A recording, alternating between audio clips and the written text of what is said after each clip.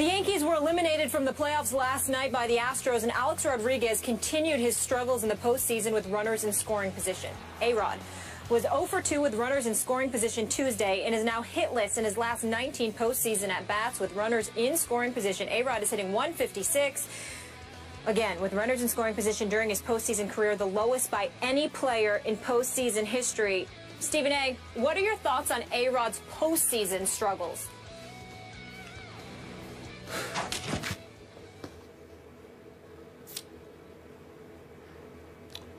It's embarrassing.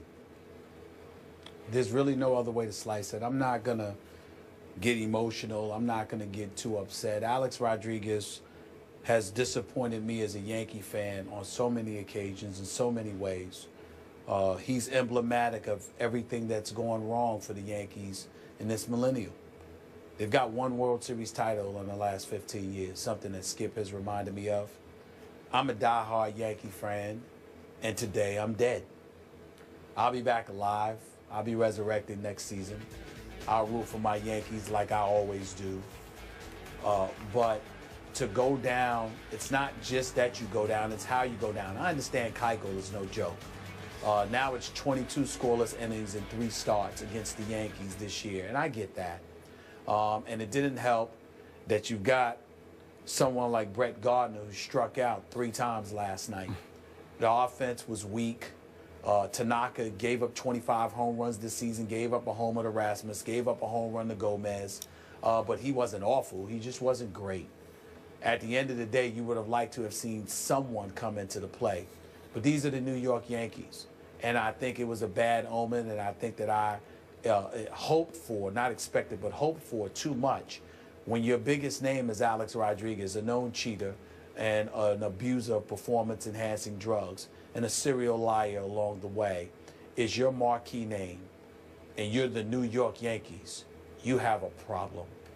And so I think it's incumbent upon them to go out there. You still had the highest payroll for the 17th consecutive season at $200 million this year. But you got to go out and get a Bryce Harper.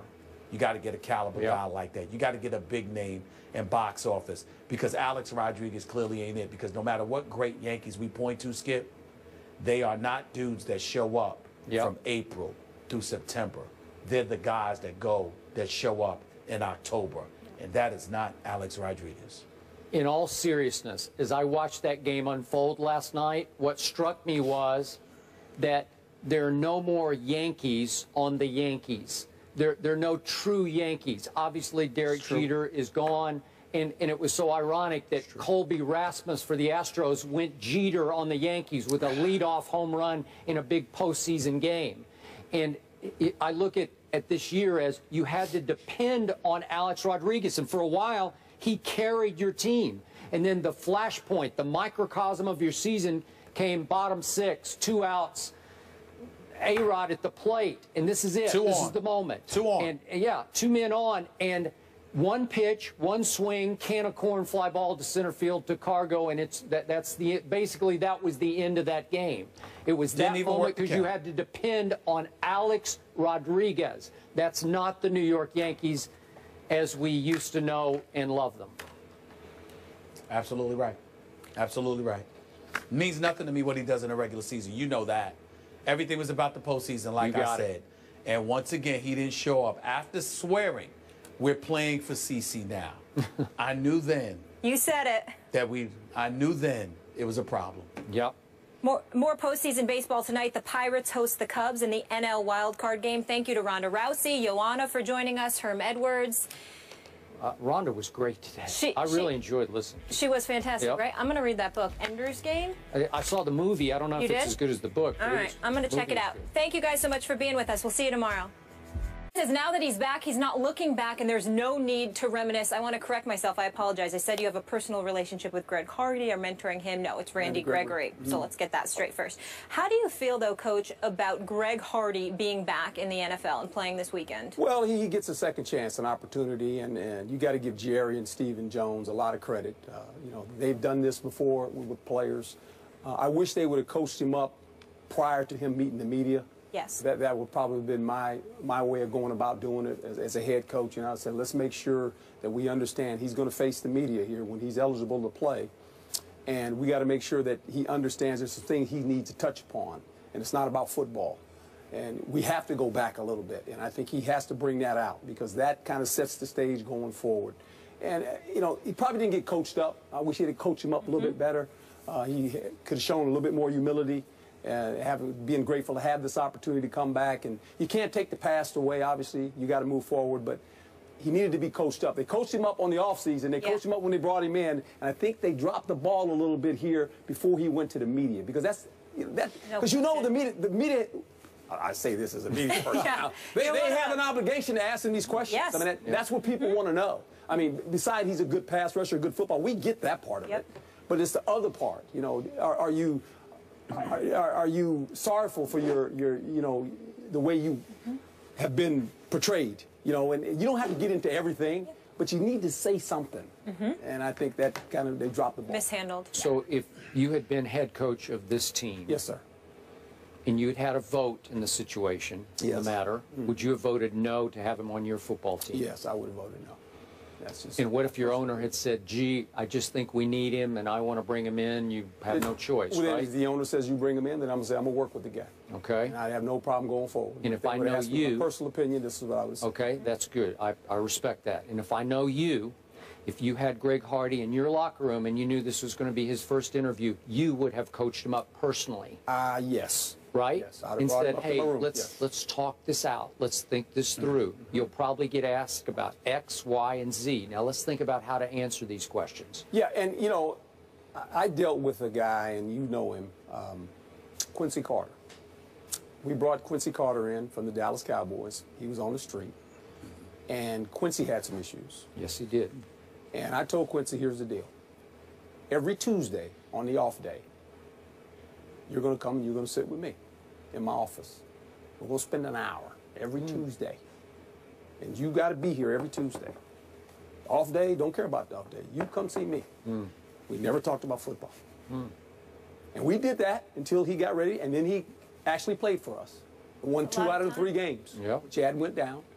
So, you know, that's me. Now, I'm not saying every coach has to do that, but I felt obligated, hey, I got to help this guy. Because if I can make him a better man, he's going to be a better football player.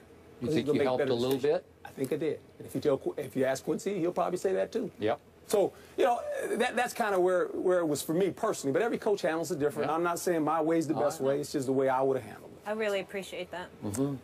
Stephen A. Conversation's a struggle for me, to be quite honest with you. I remember a few months ago when I was on the air and I was on my radio show and I was talking about how he got convicted via a bench trial in North Carolina. And somebody in the NFL, not the NFL league office, just one of the players, called me and said, Stephen A., I felt the same way. The thing that I can't escape is that he has adamantly stated his innocence. Even after the judge convicted him on a bench trial, he didn't exercise his right to appeal the decision and go to a jury trial, at which time, obviously, the alleged victim could not be found, and supposedly later on we heard that there was a settlement that was reached because the DA could not find her. According to what I heard, I think he's guilty of sin. According to what you heard, Skip, you think he's guilty of sin. I do. Evidently, Coach, one would surmise, based on your position, you believe he's guilty. That's fine. But if Greg Hardy doesn't believe he's guilty, we now have a problem. Because we have a problem because here is a guy that doesn't want to confront the issue and clearly has been coached to deflect and evade in a society where it's not going to be allowed. Whether it's via social media or the media members who are literally and officially in front of his face, who are covering the Dallas Cowboys every day, all day long, they're not going to let this go. They're not going to let Greg Hardy, and I can't believe he doesn't see this, they are not going to allow Greg Hardy to play the entire season, simply get sacks, and just move on and talk about football without ever addressing this. They won't let it happen. And if they have to get it, if they can't get it out of him, They're going to bombard Jason Garrett and the players, his teammates in that locker room until they get something. Some level of contrition, some level of admission, some level of any kind of explanation as to what has happened. This guy, right now, I think that we need to step up, regardless in this PC world that we're living in. We have to recognize that we believe he's guilty, particularly emanating from what a judge on a bench trial in North Carolina has validated for us all. But this guy has said that he is innocent, and he has proclaimed his innocence, and he is acting like he has nothing to address. Somewhere along the way, somebody is going to have to deal with the reality that he believes along the way he didn't do something wrong. That's scary to me. It should be scary to us, no doubt. But it is a reality that we cannot escape. This guy clearly does not believe he did something wrong. You want to respond? No, you go. All right. Stephen A., thank you for what you just said. Can't tell you from my heart how much I agree with every word you just uttered. And I'm going to take it one step farther. Not only did he show zero remorse for what happened back in Carolina, clearly, he was so emboldened in his new role for his dream team, the Dallas Cowboys, lifelong dream of playing for my Dallas Cowboys.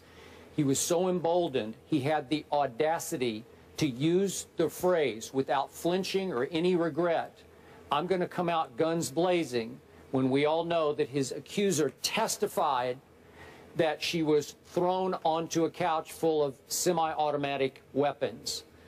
And he had the audacity, without a single ounce or flinch of regret, to talk about how attractive Tom Brady's wife is. Hope she comes to the game, hope she brings her sister and all of her friends. And then to even think the joke was so funny that he went on to say that he votes for Pro Bowl quarterbacks based on how attractive their wife or girlfriend is. Really? After all you've been through, you're going to go there already in your first Dallas Cowboy interview, the first week you're eligible to play for my Dallas Cowboys? And look, I don't want to be a hypocrite about this. My Cowboys, as you well know from your many years, they have a long history of having troubled players in their locker rooms, renegades, lawbreakers. I could go on and on. I wrote a whole book about it called God's Coach. Tom Landry had a whole locker room. You know all this. Yeah. Okay, so I don't want to be a hypocrite here, but I did tell Stephen A. to start this show. It made me ashamed, made me embarrassed, made it very difficult for me to root for my Cowboys this Sunday because I have to also root for him. And I was on the record, as Coach Herm said. I also said before Jerry signed him, I don't like it. I don't want him on my team. I think we will survive without him. And now it's almost like their season hinges upon the return of one Greg Hardy. You and Stephen A., you hit it. And I'll tell you this as we close this subject. I believe this. I've always lived my life this way. What we eventually do in the dark comes to the light. And so it'll all come to the light. No question. Sooner or later, it'll all come to the light. And as a woman, I really appreciate all your comments, remarks there, and your honesty. Thank you. Thank you. Herm, you're done. You're off the hot seat here, but you're moving on. We know you got a full day ahead. The Yankees, they're done too. One and done in the playoffs. Oh, that's too bad. Oh. That's too bad. So how much is A-Rod to blame for it? Oh, none. Stephen A., we know That's what Stephen he A's was going to team. do. Yeah, that's Yankees Stephen A's team. Yeah, it's Look, Stephen there he A's is. spot in New Man of the York. moment. Dallas Cowboys. We'll get into it next. Thanks, Coach. Thank you.